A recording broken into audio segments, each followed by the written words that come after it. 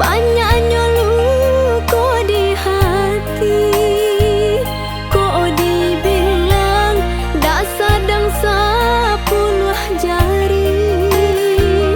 Nan kanduang bananan acok mani kami, rang lain sekali-kali.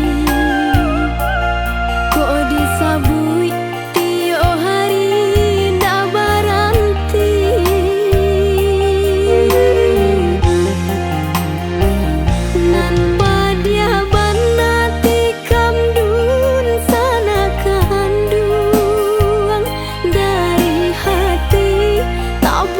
Sampai ke jantung, darahnya indah bisa lagi ditampuang, banyaknya ndak tanggung-tanggung. Dek ndak tahan mangkonyo denai talulung. Biarlah ditikam rangai hati jantuang denai ko pado dan sana kanduang panusakan pisaunya mungkin masih tak tahan para bana padiahnya nak katiti ayah mato. Tapi jika dan sana kanduang nan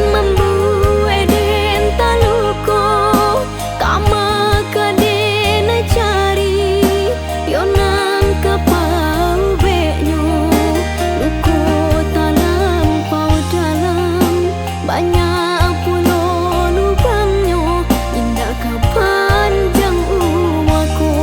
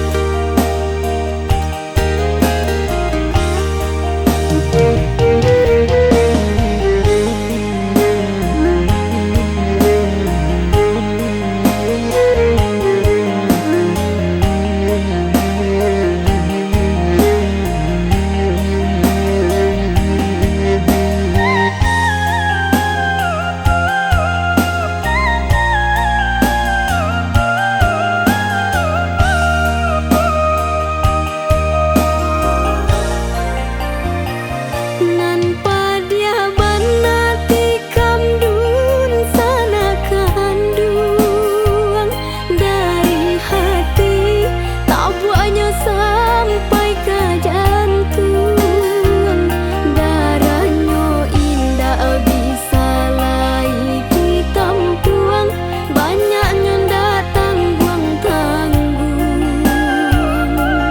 Dek ndak tahan mangkonyo denai talulung.